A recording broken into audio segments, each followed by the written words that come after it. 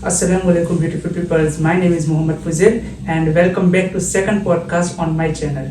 जैसा कि आप लोग जानते हैं कि ये जिलहज का महीना चल रहा है और नेक्स्ट कुछ दिनों में जो ईद उल अधा है जिसे हम बकरा ईद के नाम से जानते हैं वो आने वाली है। तो बकरा ईद से रिलेटेड बहुत सारे क्वेश्चन है, कुछ लोगों में कुछ गलत फहमियाँ है। जो मेरे मन में जो क्वेश्चन है वो आज मैं आपके सामने लेकर आया हूँ और आज के हमारे पॉडकास्ट में हमारे साथ मौजूद है एक ऐसी हस्ती जिन्हें तो मोस्ट ऑफ लोग जानते ही होंगे, फेसबुक हो या यूट्यूब हो या फिर इंस्टाग्राम, कहीं ना कहीं आपने उन्हें वहाँ पर देखा ही होगा और वो है आलिम दीन। और आज के हमारे पॉडकास्ट में मौजूद है मुफ्ती जैनुल आबिदीन। अस्सलाम वालेकुम मौलाना, कैसे हैं आप? वालेकुम सलाम व रहमतुल्लाहि व बरकातुहू। अल्हम्दुलिल्लाह, अल्लाह का लाख लाख शुक्र है। मौलाना, जैसे कि हम लोग जानते हैं कि जो जिलहज का महीना चल रहा है और कुछ दिनों में जो बकरा ईद है, जो हमारे ईद उल अधा है वो आने वाली है, तो उससे रिलेटेड हमारे पास बहुत सारे क्वेश्चन है एंड बहुत से जो कुछ गलत फहमियां है जो हम लोगों में देखते हैं। तो मेरे पास कुछ क्वेश्चन है, तो आज के इस जो पॉडकास्ट है उसमें मैं आपसे कुछ क्वेश्चन करूंगा और पॉडकास्ट को आगे बढ़ाने से पहले मैं आपसे जानना चाहूंगा कि आप जो ईद उल अधा है उसके बारे में कुछ बताइए, उसकी जो हिस्ट्री है उसके बारे में कुछ जो लोग नहीं जानते वो हमें बताइए। सबसे पहली चीज तो ये है कि आज हमारे मुआशरे के अंदर और समाज के अंदर आम तौर पर लोग ये समझते हैं कि कुर्बानी के दिन और कुर्बानी के अय्याम जब शुरू होते हैं और अक्सर लोग जिन पर कुर्बानी वाजिब हो जाती है तो कुर्बानी का जानवर भी लाते हैं, लेकिन उनका मकसद या उनका समझना या उनकी गलत फहमी ले लो, वो उनकी गलत फहमी ये होती है कि भाई कुर्बानी के जानवर को हम लाए, उसको ज़बह करा और उसके बाद ज़बह करने के बाद उसके गोश्त को हमने खा लिया या फिर कुछ दिनों के लिए हमने उसको फ्रीज में रख दिया। तो ये आमतौर पर सबका मतलब कि ये ज़हन बना हुआ है, इसको हम गलत फहमी कहते हैं। जबकि कुरान करीम के अंदर अल्लाह रब्बुल इज्जत ने साफ तौर पर बयान फरमाया है कि कुर्बानी के जानवर के ज़बह के मुतालिक कि कुर्बानी के जानवर को ज़बह करने के बाद उसका जो खून होता है, उसका जो गोश्त होता है, वो अल्लाह को उसकी कोई जरूरत नहीं होती, अल्लाह तक वो कोई पहुंचता नहीं है। ला यनालल्लाह लुहूमुहा वला दिमाउहा, अल्लाह तक जो पहुंचता है वो तुम्हारा इखलास के, किस इखलास की बिना पर तुमने कुर्बानी की है, किस इखलास की बिना पर कुर्बानी के जानवर को ज़बह किया है। फिर तकवा पहुंचता है कि आपके अंदर अल्लाह का खौफ, अल्लाह का डर है और अल्लाह की रजा पहुंचती है कि अल्लाह की रजा की खातिर आपने जानवर को ज़बह किया है या उसकी नीयत से आप लाए हैं। तो आमतौर पर हमारे समाज के अंदर ये गलत फहमी है कि जानवर को ज़बह किया, उसके गोश्त को हमने खा लिया और फिर हमने समझ लिया कि अल्लाह तक हमारा जानवर का ज़बह करना या उसका गोश्त खाना या उसका खून बहाना ये पहुंच गया। हालांकि ये गलत फहमी। ओके, तो एक्चुअली जो कंसेप्ट है वो ये है कि अल्लाह को हमारे जो कुर्बानी है उसकी कोई जरूरत नहीं है, लेकिन अल्लाह को हमारे जो जज्बात कुर्बानी के जानवर का जो खून है या उसका गोश्त है उसकी कोई जरूरत नहीं है, वो तो हमारे लिए कि हम उसको खाएंगे। ओके, हमारी जो फीलिंग्स है, हमारे जो जज्बात है उसकी जरूरत। हाँ, इखलास कि आपने अल्लाह ने हुक्म दिया उसको सामने रखते हुए ये अल्लाह की खुशी और रजा की खातिर ज़बह किया या लोगों को बतलाने के लिए ज़बह किया कि भाई इसके ऊपर कुर्बानी वाजिब है फिर भी कुर्बानी अदा नहीं करता, ये अगर समझ कर किया है तो फिर इखलास के अंदर कमी है और रियाकारी है। फर्ज अदा हो जाएगा लेकिन जो सवाब मिलना चाहिए वो सवाब से आप दूर रहेंगे। ओके, तो इसकी जो बहुत बड़ी मिसाल है वो हमारे सामने है, जो हजरत इब्राहिम अलैहिस्सलाम ने जब हजरत इस्माइल अलैहिस्सलाम की कुर्बानी की। हाँ, हजरत इब्राहिम अलैहिस्सलाम को हुक्म हुआ अल्लाह की तरफ से, तो इब्राहिम अलैहिस्सलाम ने चीरा नहीं किया, आगे कोई सवाल नहीं किया कि भाई इसको ही क्यों। इस्माइल अलैहिस्सलाम इतने सालों के बाद घर में खुशी आई, नेमत आई और फिर ज़बह करने का हुक्म, तो आजमाइश चलती आ रही थी, उनमें से एक आजमाइश ये भी थी। तो हजरत इब्राहिम अलैहिस्सलाम हजरत इस्माइल अलैहिस्सलाम को लेकर ऐसे बयाबा ऐसी जगह पर गए कि जहां पर दूर दूर तक कोई भी नहीं, ना पानी या कुछ भी कोई जरूरत या कोई ऐसी कोई चीज ही नहीं थी, और वहां पर जाकर मतलब के हुक्म किया। उस हुक्म पर हजरत इब्राहिम अलैहिस्सलाम ने अमल किया। फिर आगे जो कुछ हुआ वो अलग बात है, लेकिन जो आजमाइश थी वो आजमाइश अल्लाह तबारक व तआला ने हजरत इब्राहिम अलैहिस्सलाम को पूरा करने की तौफीक भी दी और ताकत भी दी। इसके ऊपर से ये जो बात है वो निकलती है कि इस्माइल अलैहिस्सलाम ने अपनी जो फीलिंग्स थी उन्हें कुर्बान कर दिया, लेकिन अल्लाह के हुक्म को छोड़ा नहीं। हाँ, बस ہمارے سامنے یہ چیز ہے کہ اللہ نے حکم دیا کہ ذبح کرنا ہے تو یہ اللہ کے رضا کے خاطر اور اس کی خوشنودی کے خاطر کرنا ہے، اس لیے نہیں کہ گوشت ہمیں ملے گا ہم کھائیں گے یا فریز وغیرہ کے اندر رکھیں گے کئی دنوں تک چلے گا، ہاں، یا پھر مطلب یہ کہ لوگ کہیں گے کہ دیکھو کتنا مہنگا جانور لایا اور یہ ہر سال ذبح کرتا ہے، یہ کچھ فیلنگز نہیں ہے. گوشت تو ملنا ہی ہے، آپ کو گوشت تو ملنا ہی ہے، ذبح کرنے کے بعد خون تو بہانا ہی ہے، لیکن اللہ تک وہ چیزیں نہیں پہنچتی. اللہ تمہاری اخلاص کو، تمہاری تقوی کو دیکھتا ہے، جو قرآن شریف کے اندر صاف موجود ہے. مولانا جیسے کہ آپ نے ابھی بات کی اور آپ نے بتایا کہ کچھ مہنگے جانور یا اس کی کوئی یہاں پہ پرواہ نہیں ہوتی، جانور چاہے کتنا بھی مہنگا ہو لیکن وہاں پر جو آپ کے جو جذبات ہے، آپ کی جو فیلنگس ہے وہی پہنچتی ہے. آج کے ہمارے پاس ایک کویشچن ہے کہ جو جانور ہے، کچھ لوگ ہوتے ہیں جو صاحب مال ہوتے ہیں، وہ اپنی حیثیت سے جو مہنگا جانور ہوتے ہیں وہ خریدتے ہیں، تو کیا یہ ضروری ہے کہ صاحب مال ہو یا پھر نہ ہو، مہنگا ہی جانور خریدنا چاہیے، یا پھر کوئی جانور ہے جو مہنگا ہے اس کے مقابلے میں جو سستا جانور ہے جس کے ایک جانور کے مقابلے میں 2 جانور آ جائے تو پھر اس میں کیا ہے فضل بھائی کہ جیسا کہ میں نے آپ کو بتایا کہ جانور کی قربانی جو ہوتی ہے اس میں اخلاص اور تقوی کو دیکھا جاتا ہے. اب ایک آدمی سستے 100 جانور لاتا ہے، اس میں کوئی عیب بھی نہیں ہے، کوئی کمی بھی نہیں ہے، سارے 100 جانور جو لایا ہے، جو جتنے زیادہ جانور لایا ہے وہ سارے عیب سے پاک ہے لیکن سستے ہیں. اور ایک آدمی اس کے اپوزٹ میں مہنگا جانور خرید کر لایا، ایک جانور لایا، تو اس میں کیا ہے کہ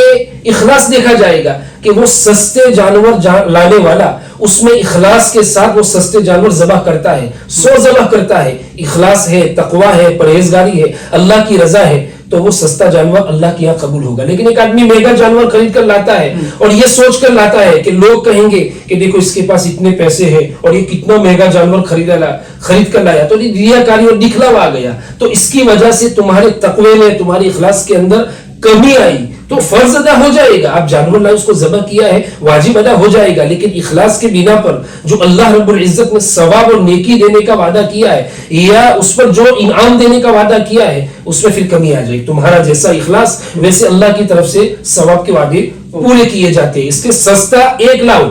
لیکن اس میں عیب نہ ہونی چاہیے، سمجھے، یا مہنگا 1 لاؤ، سمجھے، اس میں ریاکاری نہیں ہونی چاہیے. تو جیسے کہ آپ نے ابھی بتایا کہ جو جانور آپ سستا لائے یا پھر مہنگا لائے اس میں کوئی عیب نہیں ہونا چاہیے. تو ہمارے جو معاشرہ ہے، ہمارے جو مارکیٹ میں ہے، وہ کچھ جانور فار ایگزامپل ہم لے لیتے ہیں کہ بکرا قربانی ہے، اس کی کنڈیشن ہوتے ہیں کہ جانور جو ہے وہ منیمم ایک ایج تک اس کی عمر کے بارے میں پوچھتے ہیں. تو ہم ابھی کچھ دن پہلے ہم مارکیٹ میں گئے تھے، بکرا مارکیٹ میں، تو وہاں پر ہم نے کچھ بکرے ایسے دیکھے کہ ان کی ایج 1 سال سے زیادہ تھی لیکن ان کے دانت نہیں. تو قربانی میں یہ ہوتا ہے کہ جو جس جانور کے جو دانت نہیں ہوتے اس کی قربانی نہیں ہوتی. تو کیا پھر یہ جائز ہے کہ اگر جو جانور ہے اس کی جو ایج ہے وہ 1 سال یا اس سے زیادہ ہے لیکن اس کے دانت نہیں ہے، تو پھر ایسے جانور یا ایسے بکرے کی قربانی کرنی جائز؟ فضل بھائی، جانور کی قربانی کے جو جانور ہے نہیں اس کے اندر عمر دیکھی جائے گی کہ اس کی عمر شریعت مطہرہ کی کنڈیشن کے مطابق پوری ہو گئی ہے. جیسے آپ نے بکرے کی مثال دی، تو بکرے کی عمر 1 سال ہے شریعت میں، تو 1 سال یا اس سے زیادہ عمر ہو گئی ہے، اگرچہ اس میں دانت نہیں آئے ہیں، سمجھے، وہ نہیں دیکھا جائے گا. سال ختم ہو گیا تو اس کی قربانی جائز ہے. دانت آئے ہیں یا نہیں آئے ہیں وہ ضروری نہیں ہے، اس کی جو عمر ہے وہ شریعت کی کنڈیشن اور اس کے ترمز کے بنا پر پوری ہونی چاہیے. اوکے، تو جو جانور ہے اس کی جو ایج ہے وہ ایک لمٹ کراس کر جائے گی، پھر اس کے دانت وغیرہ کچھ نہیں دیکھا جائے گا، وہ قربانی کے لائق وہ جانور ہو جائے گا. مولانا، ہمارے جو معاشرہ ہے، ہماری جو سوسائٹی ہے، اس میں ایک چیز میں نے بہت کامن دیکھی ہے کہ فار ایگزامپل ایک جو فیملی ہے اس میں 2-4 ممبرس ہے وہ رہتے ہیں، اور وہ جو 2-4 جو سبھی ممبر ہے ان کے اوپر جو قربانی ہے وہ واجب ہو جاتی ہے. لیکن کچھ لوگ کیا کرتے ہیں کہ فار ایگزامپل جو ہیڈ آف فیملی ہوتا ہے، مطلب جو وزیر ہوتا ہے، جو بڑا ہوتا ہے، جو گھر میں سب سے بڑا ہوتا ہے، وہ صرف اپنا جو جانور کی جو قربانی ہے وہ ادا کر دیتا جو حصہ ہے وہ دے کر کچھ نہ کچھ حساب سے وہ اپنی جو قربانی ہے وہ کر لیتا ہے، اور باقی کے لوگ اپنے قربانی کا حصہ نہیں دیتے یا پھر قربانی نہیں، اور وہ سمجھتے ہیں کہ جو ہماری ایک نے قربانی کر دی تو ہم سب کی قربانی ہو گئی. یہ معاشرے کے اندر سب سے بڑی غلطی ہے اور سب سے بڑی غلطی ہے. اور چند دنوں پہلے اس کا میں نے ایک پوسٹ، یہ جو مسئلہ ہے وہ گجراتی میں اور انگلش میں لکھ کر ایک پوسٹ بھی میں نے شیئر کیا تھا، کیونکہ سب سے بڑی غلطی ہے کہ گھر کے اندر جتنے ممبر ہوتے ہیں، فیملی ممبر ہوتے ہیں، ان میں سے جو ودیل جس کو بڑا کہتے ہیں وہ ایک قربانی لاتا ہے، ہر سال کسی نہ کسی نام سے کہ اس سال میرے نام سے، آئندہ سال میرے بھائی کے نام سے، پھر اس کے والد کے نام سے، اس کے بیٹے کے نام سے، مطلب گھر میں ایک قربانی کا جانور کو ذبح کر لینا اور سارے ممبر جن پر قربانی واجب ہو گئی ہوتی ہے اور وہ یوں سمجھتے ہیں کہ ایک جانور خرید کر لائے، ذبح کر دیا، سب کی طرف سے ادا ہو گئی، حالانکہ گناہ ہے، یہ غلط فہمی ہے۔ گھر کے اندر جتنے فیملی ممبرز رہتے ہیں سب نصاب کے مالک ہو گئے ہیں، صاحب نصاب ہو گئے، سب پر قربانی واجب ہو گئی ہے، تو سب کو الگ الگ اپنا حصہ لینا پڑے گا۔ اگر بڑا جانور لاتے ہیں اور گھر میں 7 ممبر ہے تو پھر 7 حصے اس میں رکھ لیے جائے، سب کی طرف سے قربانی ہو گئی۔ اور اگر ایک بڑا جانور نہیں لا سکتے تو الگ الگ ایک ایک بکرا، ایک ایک دمبا لے کر آئے تو سب کی طرف سے ادا ہو جائے گی۔ تو یہ اس وقت ہوگا جب سارے فیملی ممبرز کے اوپر قربانی واجب ہو گئی ہے۔ اگر کتنے بھی فیملی ممبر ہیں لیکن ایک پر قربانی واجب ہوئی ہے تو اس ایک کا حصہ ہوگا یا اس ایک کی طرف سے قربانی لا کر ذبح کرنی پڑے گی۔ سب کے اوپر قربانی واجب ہو گئی ہے تو سب کو اپنا حصہ لانا پڑے گا۔ ایک کی قربانی کی وجہ سے ساری فیملی ممبرز کی طرف سے قربانی ادا ہو گئی، یہ سمجھنا یہ غلط فہمی ہے، اس سے قربانی ادا نہیں ہوگی، آپ کے اوپر وہ پینڈنگ رہے گی اور وہ گناہ ہوگا۔ مولانا ہم نے بہت سارے کویشچن کر لے، لیکن ایک کویشچن جو ہے وہ ہمیں بہت آگے کر لینا تھا سٹارٹنگ میں ہی۔ میں آپ سے جاننا چاہتا ہوں، ہم نے جو قربانی کے ریلیٹڈ باتیں کی، لیکن قربانی ایکچوئل واجب کس کے اوپر ہے؟ کون ہے جسے قربانی کرنی ہی کرنی ہے؟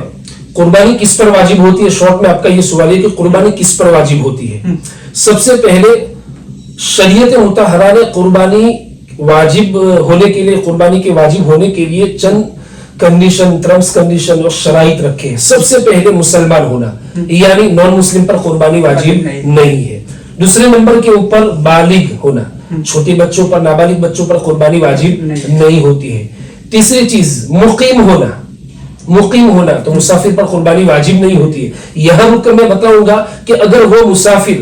ایسی جگہ پر ہے، ایسی حالت میں ہے کہ قربانی کرتا ہے تو یہ بہتر ہے، البتہ مسافر پر قربانی واجب نہیں ہے، مقیم پر قربانی واجب ہے۔ اور چوتھے نمبر پر مرد ہو یا عورت ہو، دونوں پر قربانی واجب ہے۔ اور پانچویں نمبر پر یہ ہے کہ یہ سارے ٹرمز اور کنڈیشن، سارے شرائط کے ساتھ ساتھ یہ سب صاحب نصاب ہو۔ اور صاحب نصاب کا مطلب یہ ہے کہ آپ کے پاس 7.5 تولہ سونا یا 52.5 تولہ چاندی ہو، یا اس کی ویلیو کے برابر آپ کے پاس کچھ نقد رقم ہو، یا پھر آپ کے پاس آپ کی ضرورت اصلیہ سے زیادہ سامان ہو، اور اس سامان کی جو ویلیو ہے، اس کی جو قیمت ہے یا اس کی جو ملکیت ہے، وہ 52.5 تولہ چاندی کی ملکیت، اس کی ویلیو یا اس کی قیمت کے بقدر ہو جائے، سمجھے۔ لیکن یہاں پر سال کا زکات کی طرح سال کا پورا ہونا ضروری نہیں ہے۔ تو ان ٹرمز اور کنڈیشن کے ساتھ قربانی اس آدمی کے اوپر واجب ہو جائے گی۔ مولانا اگر آج کی جو مارکیٹ ویلیو ہے جو چاندی کی، اس کے حساب سے اگر ہم بات کریں تو جو 52.5 تولہ چاندی ہے اس کی قیمت اراؤنڈ 55,000 to 60,000 ہوگی۔ تو آج کا جو ہماری سوسائٹی ہے اس میں تو شاید ہی کوئی ایسا بندہ ہوگا کہ جو 55 یا 60,000 جس کی ملکیت نہ ہو، جس کا بینک بیلنس نہ ہو، تو پھر ایسی کنڈیشن میں کیا ہوگا مسئلہ؟ اصل میں لوگوں کی یہ سوچ بن گئی ہے کہ جیسے مولانا نے بتایا کہ 52.5 تولہ چاندی یا 7.5 تولہ سونا ہونا چاہیے، سمجھے۔ بس یہ سوچ ہے کہ ہمارے پاس تو اتنا سونا نہیں ہے، اتنی چاندی نہیں ہے، جبکہ اس کے بقدر ان کے بینک بیلنس، ان کی بینک کے اندر، اکاؤنٹ کے اندر اتنے پیسے ہوتے ہیں، اس کی طرف نہیں دیکھتے ہیں، وہ سونا اور چاندی کی طرف دیکھتے ہیں۔ اس لیے مجھے کہنا پڑا کہ اس کے بقدر یا اس کی ویلیو کے برابر آپ کے پاس رقم ہو، یا ضرورت اصلی سے زیادہ آپ کے پاس چیزیں ہو، سامان ہو، جس کی جو ملکیت ہوتی ہے، اس کی جو ویلیو ہوتی ہے، وہ 52.5 تولہ چاندی کے بقدر ہو جاتی ہے۔ اس لیے مجھے کہنا پڑا۔ اور مولانا جو ایک ہمارے جو یہاں پر کیا ہوتا ہے کہ جو بکرا ہوتا ہے اس میں صرف ایک ہی حصہ ہوتا ہے، اور جو بڑا جانور ہوتا ہے جیسے کہ پاڑا وغیرہ ہو گیا، اس میں ایک جانور میں 60 حصے ہوتے ہیں۔ تو بکرے کا تو کوئی مسئلہ ہی نہیں ہے، جو بڑا جانور ہے اس میں جو 60 حصے ہم لوگ کرتے ہیں، اس میں کچھ لوگ کیا کرتے ہیں کہ اس میں حضور صلی اللہ علیہ وسلم کا بھی ان کا حصہ رکھتے ہیں۔ تو یہ جو حضور کا جو حصہ رکھنا ہے وہ لازمی ہے یا پھر نفل ہے؟ نہیں، اس میں کیا ہے کہ آپ صلی اللہ علیہ وسلم کا عام طور پر میں اور آپ یا سماج کے اندر بڑے جانور کے اندر ان کا حصہ رکھا جاتا ہے، بلکہ بعض لوگ تو الگ سے بکرا لا کر ان کے نام کا ذبح کرتے ہیں۔ تو یہ کیا ہے کہ ضروری نہیں ہے، اور لازمی نہیں ہے، فرض نہیں ہے، اور واجب بھی نہیں ہے، کچھ بھی نہیں ہے۔ رکھنا آپ کے لیے بہتر ہے، ثواب ملے گا، اور اس لیے رکھتے ہیں لوگ کہ بھائی آپ صلی اللہ علیہ وسلم کہ کرو تو ہم پر احسان ہے. لقد من اللہ علی المؤمنین اذ بعث فیہم رسولا من انفسہم، اللہ نے ہمارے درمیان ہم ہی میں سے رسول اور نبی کو بیچ کر ہم پر احسان کیا. اور کیا احسان کیا کہ بھائی نبی اور رسول کے ذریعے آسمانی کتابیں آئی، جیسے ہماری امت پر قرآن کریم آیا، تو قرآن کریم سے ہمیں راہ ہدایت ملی، صراط مستقیم پر چلنے کی توفیق ملی، بہت سارے احکام، بہت ساری زندگی گزارنے کے طور و طریق ملے. وہ بہت سارے احسانات ہیں جن کو ہم گن نہیں سکتے، شمار نہیں کر سکتے. ان احسانات نبوی کو سامنے رکھ کر ہم اپنے سماج اور معاشرے کے اندر جب بھی قربانی کرتے ہیں تو آپ صلی اللہ علیہ وسلم کا، یہ حضرت عائشہ کا، یہ حضرت ابراہیم اور اسماعیل علیہ السلام کا حصہ رکھتے ہیں. نہ رکھے تو کوئی گناہ نہیں ہے، رکھے تو اس کے لیے ثواب ہے. ان شارٹ جو لوگ رکھتے ہیں وہ حضور کی محبت میں رکھتے ہیں، نہیں ہے، اس کی کوئی پراپرٹی نہیں مطلب وہ نصاب کا مالک نہیں ہے. لیکن جو قربانی کے جو 3 دن ہے اس کے اندر آتے آتے اس کے پاس وہ صاحب مال ہو گیا، اس کے پاس اتنی پراپرٹی ہے، اتنا کیش اماؤنٹ آ گئی، تو پھر اس کے اوپر قربانی کرنا جائز یہ ہے؟ بڑا اہمیت والا امپورٹنٹ مسئلہ ہے. عاقب بھائی جو منشی ہے ماشاءاللہ صاف صفائی کے اوپر بہت اچھا کام کرتے ہیں، اللہ ان کو جزائے خیر دے. اور ان کے جو ساتھی ہیں سرفراز بھائی ہے اور کچھ بھی ہے، ماشاءاللہ بہت اچھی چیز ہے. یہ صاف صفائی پر دھیان دینا چاہیے، اور خاص کر ان دنوں کے اندر